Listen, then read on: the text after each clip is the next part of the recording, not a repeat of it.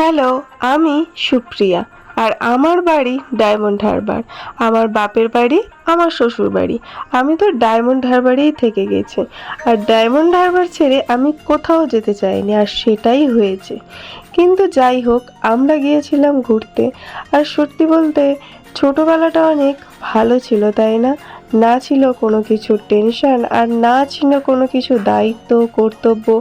সারাদিন একটা খেলা চলতো মনের মধ্যে। সবসময় যেন মনে হতো কখন খেলবো কখন খেলবো। আর শুধু ছিল মা বাবার দিকে একটু ভয়, ব্যাস।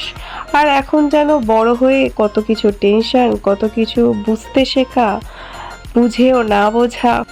আমরা আসলে ডায়মন্ড হারবারের একটি পার্কেই ঘুরতে গেছিলাম।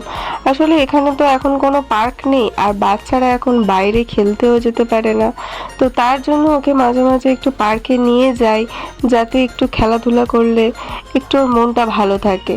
আর আমরা তো ছোটবেলায় অনেকটাই খেলেছি মাঠে ঘাটে, কিন্তু এখনকার বাচ্চারা তো সেরকম নয়, বা আমরাও খেলতে দিই না। যার জন্য মাঝে মাঝে একটু পার্কে নিয়ে যাওয়া। আর বড় হয়ে গেলে তো আবার সেই সম্পর্কের মায়া জালে পড়তে হবে। সম্পর্ককে বোঝা, দায়িত্ব, কর্তব্য।